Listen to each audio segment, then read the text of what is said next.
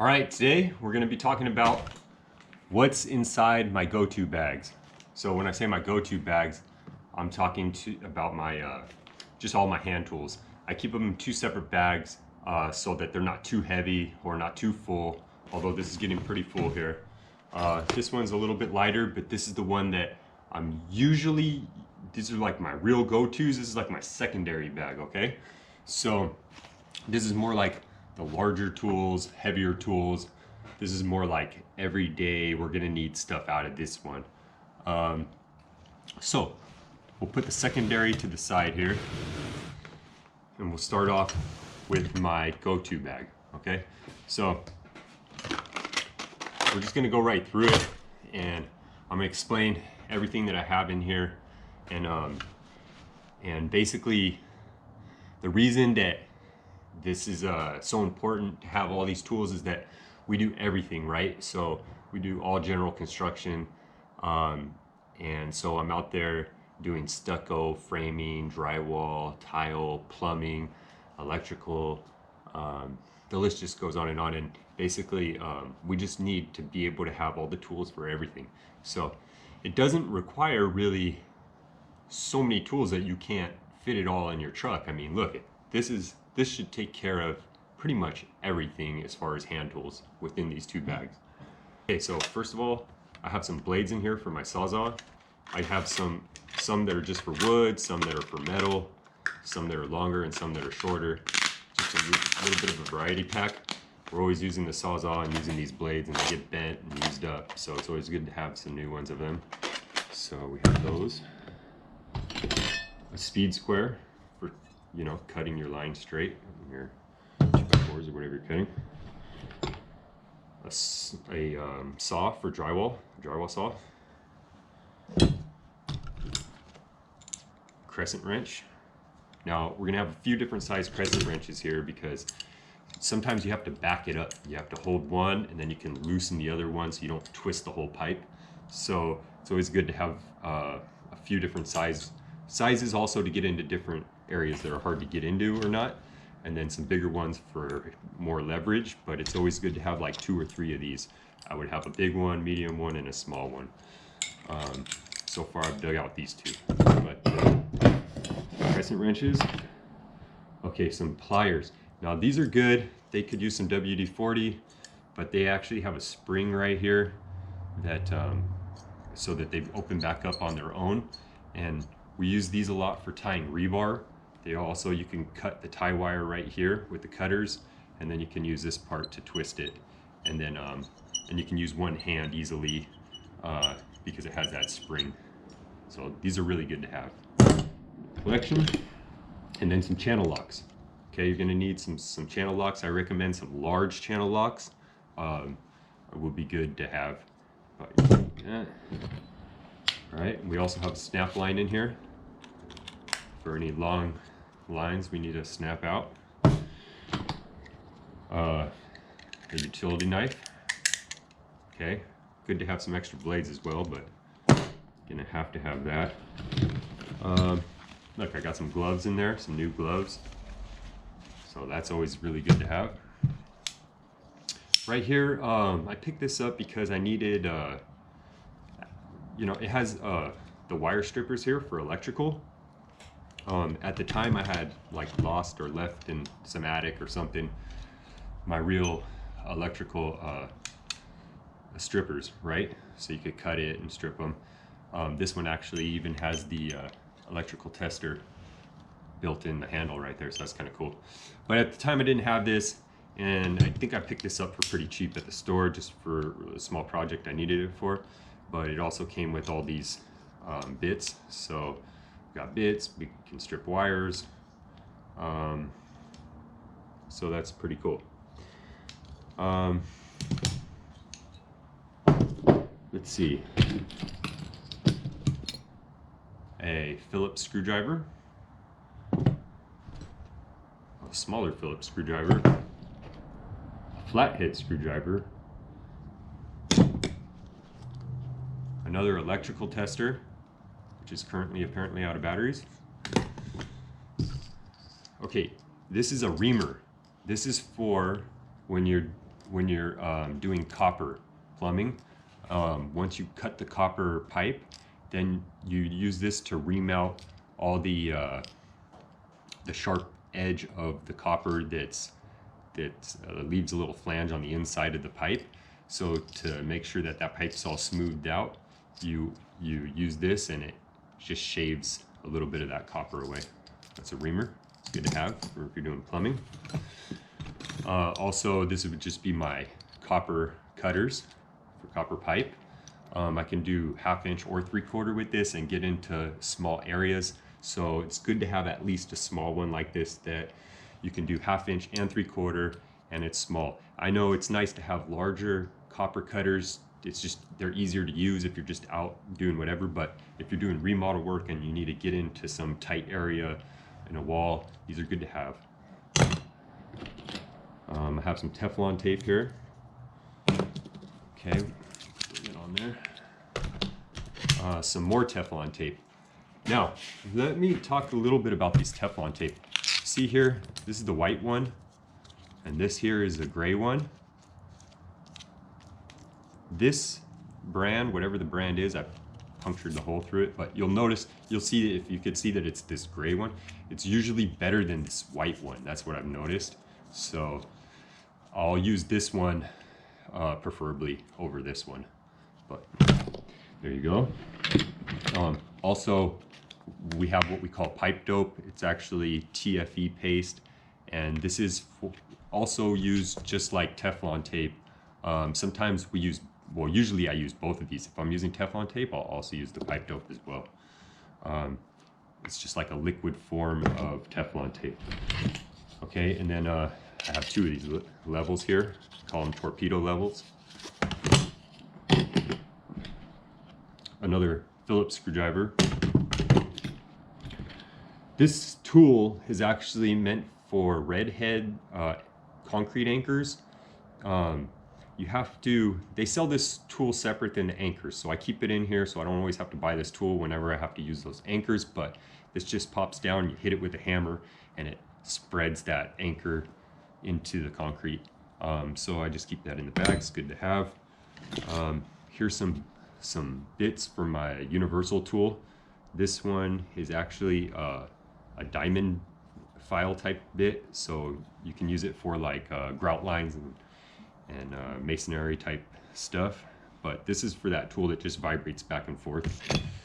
I also have an extension here for the drill, so if we need an extension, pop a bit on there.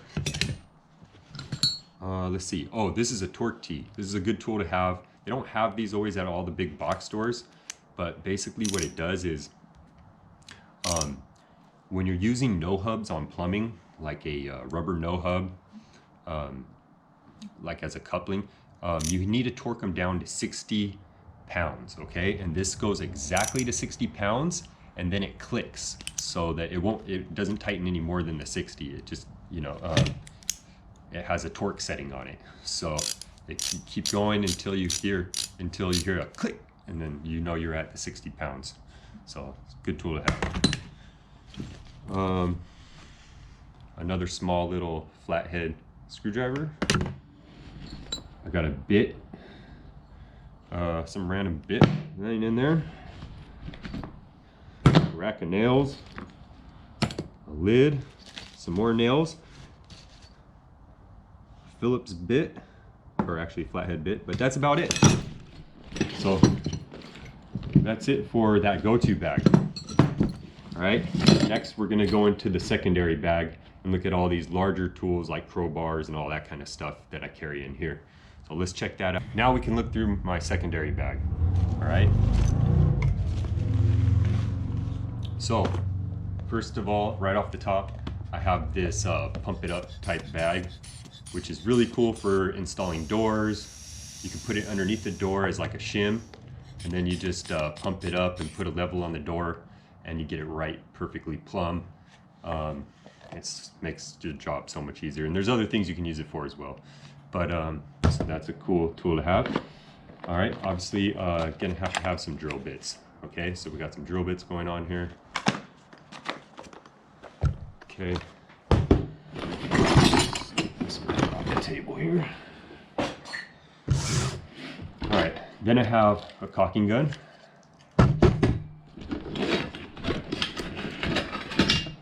Hammer. These are my crimps for pecs. Okay, so just crimp the pecs like that. I have a video that shows all about that, so watch that. A crowbar. Some larger channel locks. Some PVC cutters.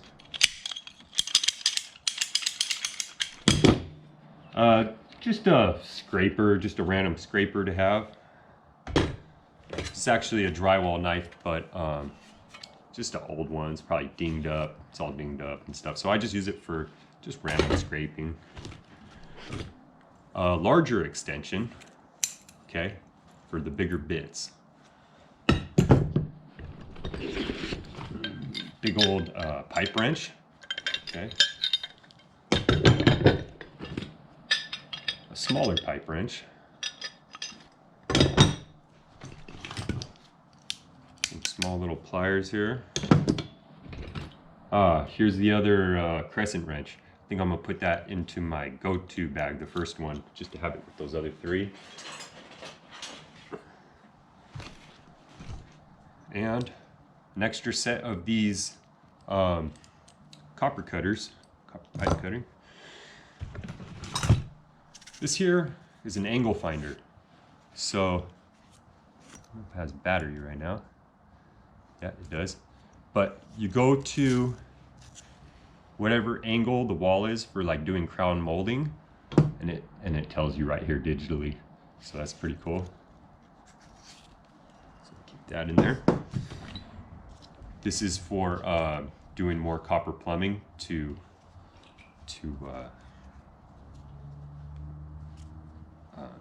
prepare your pipe for soldering. This is just a tool for my grinder to get off the blades. I have a random wood bit here, some Allen keys. This is also just for roughing the pipe up just like this, another one of these tools here. Some solder for soldering. Oh, some more solder for soldering. Back there. Here's a nice bit for drilling a hole for like maybe plumbing or whatever you're doing. That's a good expensive bit right there. Sometimes I like to put electrical tape around here so the blades don't get dinged up while it's just in the tool bag. But there you go. I also have, we call this a nipple. This is just a piece of galvanized pipe, and then I put a put that on there. And then what we do is when I'm doing a shower remodel, or tiling a shower, before putting in the shower head, the nice chrome one, we use this just to tile around, and then we unscrew it, and then we screw in the new shower head and all that stuff. So just keep that in there so I don't always have to buy a new one. Here's another blade for my universal tool. Another one of these tools for plumbing. Some more Teflon tape. Okay. Here's a good blade for cutting like cast iron metal. This is kind of an expensive Milwaukee one. So that is good to have. That's pretty much it. I just have some loose items here. Just another drill bit, a bolt, copper coupling, and some nails and screws, but that's about it. On the side here, I have some wire caps. It's good to have. Let's see, on the other side here, I have some bits. So I have a bunch of Phillips bits here, a whole box of those, and some other bits here that are just random ones, but like a flathead. This is like the star one. We use the deck screws a lot that require that type of bit. So there's that. And that's it, guys. So those are all the tools that I have on my truck at all times. I bring those in to the job always, just because you never know what you're going to need, and I just keep those 2 bags. That pretty much does it. Obviously, you need other tools like larger, drills and sawzalls and skill saws and all that stuff. But I was just kind of going over the hand tools here and what I use and what a handyman or contractor should have on the job if they're doing all general construction. Of course, if you just do one thing like just plumbing, then you wouldn't need necessarily all these electrical tools and all this other stuff. But if you do everything, or mostly everything, or a handyman, this is the kind of collection you want to achieve to have. So thank you guys for watching all the way to the end here. Don't forget to subscribe. See you guys on the next one.